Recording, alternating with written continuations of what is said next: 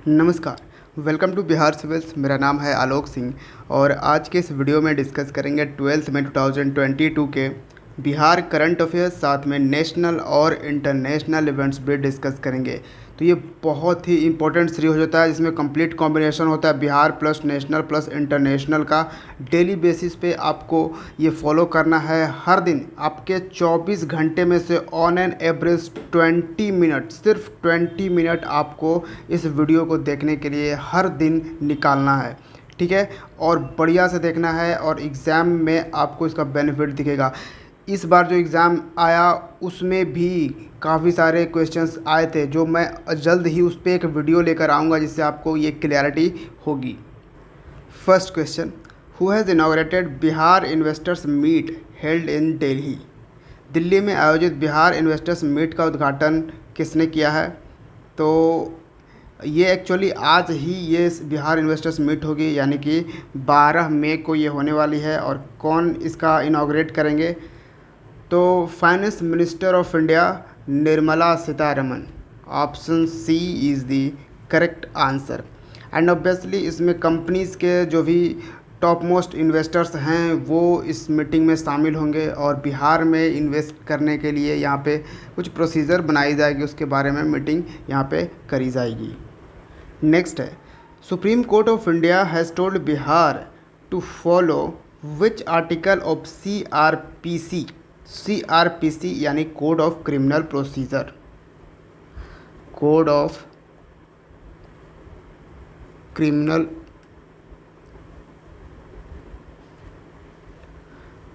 Procedure, ठीक है, ये होता है CRPC। तो लाइक दिल्ली पुलिस, तो भारत के सर्वोच्च न्यायालय ने बिहार को दिल्ली पुलिस की तरह ही CRPC के किस अनुच्छेद का पालन करने के लिए कहा है? तो इंडियन कॉन्स्टिट्यूशन का आर्टिकल की बात हम यहाँ पे नहीं कर रहे हैं, बल्कि हम CRPC की बात कर रहे हैं, धारा की हम बात कर रहे हैं, ठीक है। कोड ऑफ क्रिमिनल प्रोसीजर की बात कर रहे हैं। तो ये कौन सा आर्टिकल है? आर्टिकल 41 है। Option D is the correct answer. Article 41 कहता क्या है? तो देखिए, CRPC की धारा जो 41 है वो किसी व्यक्ति के नोटिस पर पुलिस ऑफिसर के सामने प्रेजेंट होने से जुड़ी है, ठीक है।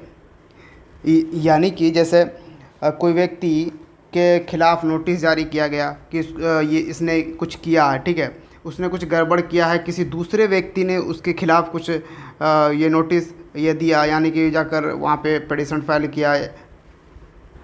तो उसके बाद जो पुलिस ऑफिसर है वो उस व्यक्ति को अगर नोटिस देता है और वो व्यक्ति आराम से यहाँ पे शामिल हो जाता है, पुलिस ऑफिसर्स के सामने आ जाता है और वहाँ पे जो भी पालन करता है, जो भी नियम कानून है उसके पालन करता है, तो आप उस व्यक्ति को अरेस्ट नहीं कर सकते हैं। क्या नहीं कर सकते हैं? उस व्यक्ति को आप अरेस्ट नहीं कर सकते हैं जो सारे नियम कानून का पालन कर रहा है। कब तक नहीं अरेस्ट कर सकते हैं? जब तक कि उसके खिलाफ़ कोई ठोस सबूत नहीं मिल जाता, ठीक है। ये है CRPC। तो अब यहाँ पे हो रहा था क्या हो रहा था कि अगर मान लो कि कोई ए व्यक्ति है, ठीक है, कोई ए पर्सन है, उसने बी के खिलाफ़ यहाँ पुलिस ऑफिसर भी यहाँ पे कंप्लेन करी। अब पुलिस ऑफिसर ने इस बी व्यक्ति को नोटिस भेजा, ठीक है, नोटिस भेजा और फिर पुलिस इसको अरेस्ट भी कर लेती है खटाक से। लेकिन यहाँ पे यही कहा जा रहा है, यही सुप्रीम कोर्ट बिहार पुलिस को कह रही है कि आप आर्टिकल 41 को बिल्कुल दिल्ली पुलिस की तरह फॉलो कीजिए, क्योंकि दिल्ली पुलिस उस तरह से फॉलो कर रही है, ठीक है, कि जो ये व्यक्ति आपके सामने आराम से आ जा रहा है, नियमों का पालन कर रहा है, तो उसको आप अरेस्ट अभी नहीं कर सकते हो जब तक कि वो उस व्यक्ति के खिलाफ़ कुछ ठोस सबूत आपको मिलता है, ठीक है। तो ये यहाँ पे कहता है article 41 code of criminal procedure का। और इसके लिए क्योंकि जो एक एडवोकेट हैं शोएब आलम, इन्होंने स्टेट गवर्नमेंट को ये सलाह दी थी कि ये चीज़ें ऐसा करिए, क्योंकि एक केस आया था ललिता कुमारी और अर्नेस्ट कुमार का एक केस था, उसके संदर्भ में ही ये चीज़ें कही गई थी। तो उसके बाद सुप्रीम कोर्ट ने ये फिर बिहार पुलिस को यहाँ पे कहा है। नेक्स्ट है, रोड्रिगो शेफ्स has sworn in as the president of which country. Rodrigo शेफ्स ने किस देश के राष्ट्रपति के रूप में शपथ ली है? तो रोड्रिगो शेफ्स जो हैं वो बन चुके हैं कोस्टा रिका के प्रेसिडेंट, राष्ट्रपति। Option D is the correct answer. ठीक है, option D Costa Rica. Costa Rica की कैपिटल क्या है? San Jose. कोस्टा रिका एक नॉर्थ अमेरिकन कंट्री है। आपने एक कंट्री का नाम सुना होगा निकारागुआ, या फिर आपने एक सुना होगा पनामा। पनामा कैनाल भी है, ठीक है। तो पनामा कंट्री के से पास से गुजरती है पनामा कैनाल, तो उसीलिए ये पनामा कैनाल है, ठीक है। तो पनामा कंट्री भी है। तो इन दोनों के पास ही, इन दोनों के बीच से ही आपको ये कंट्री मिलेगा, कोस्टा रिका। नेक्स्ट है, Pandit Shiv Kumar Sharma passed away recently, he was associated with which of the following field. Pandit Shiv Kumar Sharma का हाल ही में निधन हो गया, वो किससे जुड़े हैं? वो जुड़े हैं संतूर से, संतूर वादक हैं। यहाँ पे आप देख पाओगे ये हैं Pandit Shiv Kumar Sharma. Option D is the correct answer. देखिए, पंडित शिव कुमार शर्मा जो हैं इनको 1986 में ही संगीत, ठीक है, संगीत नाटक एकेडमी अवार्ड मिल चुका है। फिर इनको 1991 में पद्मश्री भी मिल चुका है, ठीक है।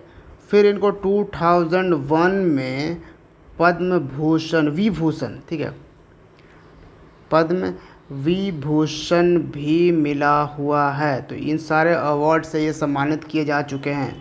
तो बहुत ही इम्पॉर्टेंट है आपके एग्ज़ाम पर्सपेक्टिव से, तो याद रखिएगा। Which state government has announced to provide free WiFi facilities to all villages. किस राज्य सरकार ने सभी गाँवों में मुफ्त वाईफाई सुविधा प्रदान करने की घोषणा की है? तो कौन सा राज्य सरकार है? यह Uttar Pradesh. Option C is the correct answer. जो भी यहाँ पे ग्राम सचिवालय होगा ना, ग्राम सचिवालय, इसके 50 मीटर के रेंज में जो भी घर पड़ते हैं उन सब को फ्री वाईफाई फैसिलिटीज़ प्रोवाइड किए जाएंगे, ठीक है, उत्तर प्रदेश में। और सबसे लेटेस्ट रामसर साइट जो है उत्तर प्रदेश का, वो कौन सा है?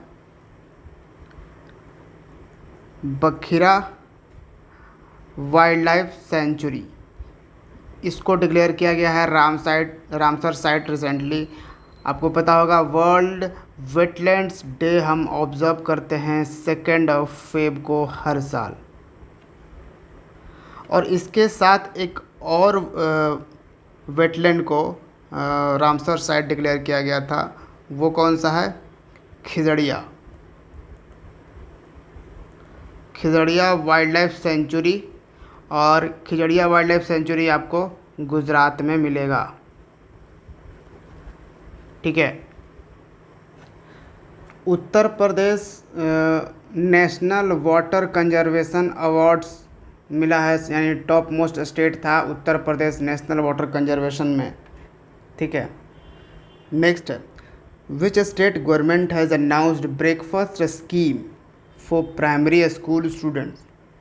किस राज्य सरकार ने प्राथमिक विद्यालय के छात्रों के लिए नाश्ता योजना की शुरुआत किया है? तो ब्रेकफास्ट स्कीम जो है इसको शुरुआत करी है तमिलनाडु गवर्नमेंट ने। Option A is the correct answer. Basically इसमें बच्चों को न्यूट्रिशन ब्रेकफास्ट दिया जाएगा जो बच्चे 1st to 5th स्टैंडर्ड में पढ़ते हैं। और वो कहाँ पे पढ़ते हैं? तो स्टेट गवर्नमेंट स्कूल में अगर वो लोग पढ़ते हैं तो उन सब को ब्रेकफास्ट स्कीम के तहत तमिलनाडु गवर्नमेंट क्या करेगी? न्यूट्रिशन ब्रेकफास्ट देगी बच्चों के लिए, ठीक है। और एक तरह से आप ये कह सकते हो जो मिड डे मील है उसके साथ साथ ये भी अब देगी। मिड डे मील तो आपको पता होगा ये सेंट्रल गवर्नमेंट का ये स्कीम है जिसके तहत बच्चों को ये खाना दिया जाता है। ठीक है। नेक्स्ट है, what is Indian rupees all time low record against US dollar. तो अमेरिकी डॉलर के मुकाबले भारतीय रुपए का अब तक का सबसे निचला रिकॉर्ड क्या है। तो सबसे निचला रिकॉर्ड पर भारतीय रुपये हो गई है, और यानी कि इंडियन रुपीज़ जो करेंसी है वो डाउनफॉल हो चुकी है, और ये कितने पे पहुंच चुकी है, 77.42। यानी कि आपने समझा, यानी कि एक डॉलर बराबर कितने रुपए होंगे, 77.42 रुपीज़, 77 रुपया से भी ज़्यादा। यानी कि समझिए एक तरह से 78 रुपये के बराबर एक डॉलर हो गया है। इतना आती, पहले ये शायद 71 के लगभग में था। ठीक है, 71 या 70 के लगभग में ये चल रहा था पहले से कि, लेकिन अब ये महंगाई दर बढ़ गई और पैसे का वैल्यू गिर गया और ये 77 रुपये हो चुके हैं। अब जो करेंसी है, किसी कंट्री की करेंसी को स्ट्रॉन्ग करने के लिए क्या किया जाता है। तो देखिए, बेसिकली जो गवर्नमेंट है, इंडियन गवर्नमेंट, वो क्या अगर कर सकती है तो क्या करेगी, एक्सपोर्ट बढ़ाना होगा। एक्सपोर्ट जैसे ही बढ़ जाएगा वो क्या होगा कि हमारी करेंसी का वैल्यू जो है वो बढ़ना शुरू हो जाएगा। अब एक्सपोर्ट, अब आप कहोगे कि सर रिसेंटली हमने सुना कि काफ़ी ज़्यादा एक्सपोर्ट हुआ है।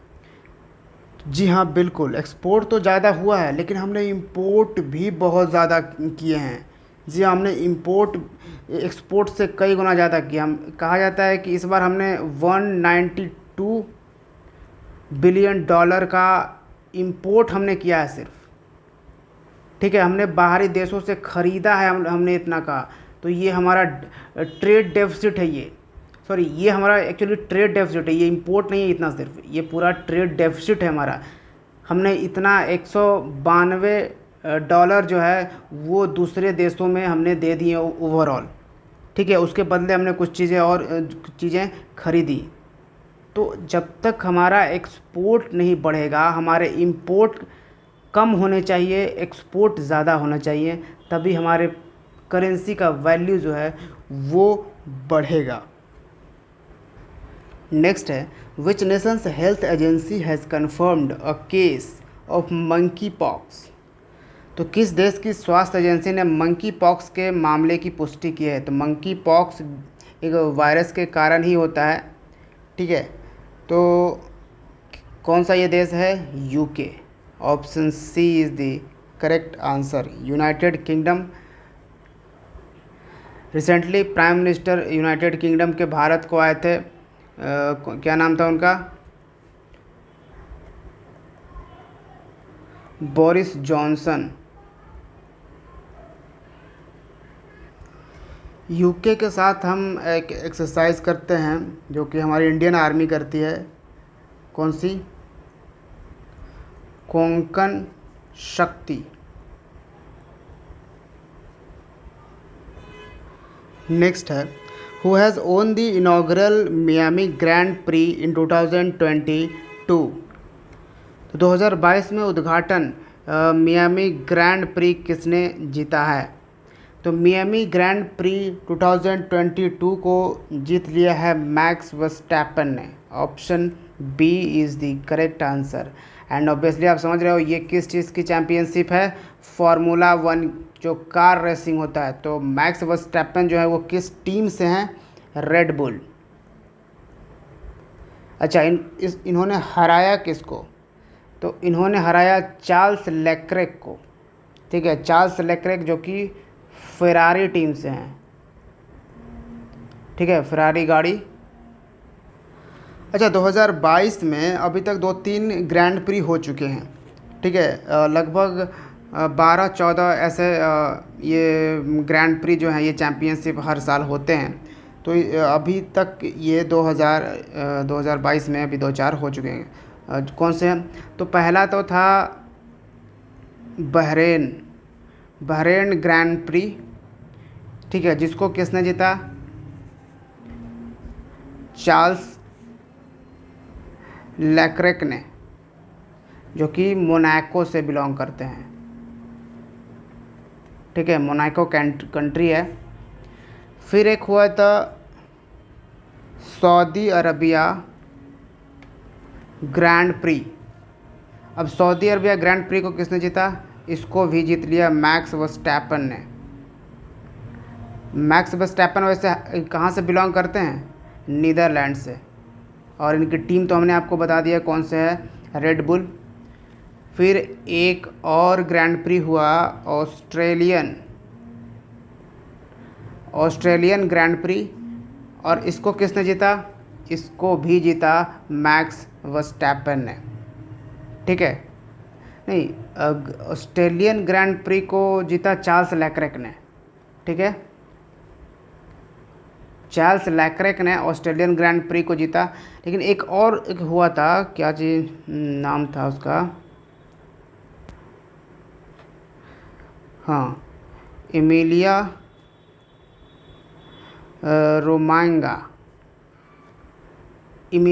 रोमांगा ग्रैंड प्री, जिसको जीता था मैक्स वर्स्टैपन ने। ठीक है, तो ये कुछ जो ग्रैंड प्री थे, यानी फार्मूला 1 कार रेसिंग का जो चैम्पियनशिप होता है, वो जीतने वाले हैं अब तक के। ठीक है, तो इसको याद रखिएगा। नेक्स्ट है, which state has launch the loan scheme Jeevhala. ये लोन स्कीम का नाम है Jeevhala for inmates serving sentences in jails. तो किस राज्य ने जेलों में सज़ा काट रहे कैदियों के लिए ऋण योजना जीवहाला शुरू किया है? तो ये स्टेट है Maharashtra. Option D is the correct answer. और देखिए, इस लोन के तहत जो कैदी है वो 50,000 तक का लोन ले सकता है। किस इंटरेस्ट पे? 7% के इंटरेस्ट पे। अब आप कहोगे कि कैदी को लोन, जी हाँ, क्योंकि कैदी भी एक इंसान होते हैं, तो उनकी फैमिली का जीवन यापन तो करना होता है, तो वो तो जेल में उनको तो ये पैसे की ज़रूरत है नहीं, तो उनकी फैमिली के लिए, यानी उनकी फैमिली को ये लोन मिल जाएगा जीवहाला स्कीम के तहत। ये महाराष्ट्र गवर्नमेंट का स्कीम है। नेक्स्ट है, in India national technology day is celebrated every year on which of the following date. Bharat में राष्ट्रीय प्रौद्योगिकी दिवस हर साल कब मनाया जाता है? तो नेशनल टेक्नोलॉजी डे हम हर साल मनाते हैं 11 मई को। Option B is the correct answer. अब आप यहाँ पे पूछोगे, अच्छा sir, national technology day Bharat मनाता है 11 मई को, कोई रीज़न क्यों हम 11 मई को ही नेशनल टेक्नोलॉजी डे मनाते हैं? देखिए, क्योंकि हम 11 मई 1999 को, ठीक है, कब? 1998 को, एक्चुअली 1998 को, 11 मई 1998 को हमने न्यूक्लियर टेस्ट किया था। जो हमारा फर्स्ट न्यूक्लियर टेस्ट रहा वो हमने किया था 1998 को 11 मई को। ठीक है, जो कि कहाँ पे किया गया था? तो राजस्थान का एक जगह है पोखरन। ठीक है, राजस्थान में ये जगह मिलेगा पोखरन, जहाँ पे किया है वहाँ पे ये देख सकते हो क्रेटर, जो कि अंडरग्राउंड ये टेस्ट करने के बाद जो सक्सेसफुल टेस्ट रहा था न्यूक्लियर टेस्ट। ठीक है, तो इसको हमने 11 मई 1998 को कंडक्ट किया था और ये सक्सेसफुल रहा था। और अच्छा, कौन सा ऑपरेशन, किस ऑपरेशन के अंडर हमने ये न्यूक्लियर टेस्ट किया था, ये भी इम्पोर्टेंट सवाल हो सकते हैं। तो ये था ऑपरेशन शक्ति। तो ऑपरेशन शक्ति के तहत हमने ये न्यूक्लियर टेस्ट कंडक्ट किया था 1998 में। लेकिन पहली बार हमने नेशनल टेक्नोलॉजी डे कब से मनाना शुरू किया? तो 1999 से मनाना शुरू किया, 11 मई 1999 से। तो ये भी याद रखिएगा। और देखिए, इस बार यानी नेशनल टेक्नोलॉजी डे 2022 का थीम रखा गया है। यह है integrated approach in science and technology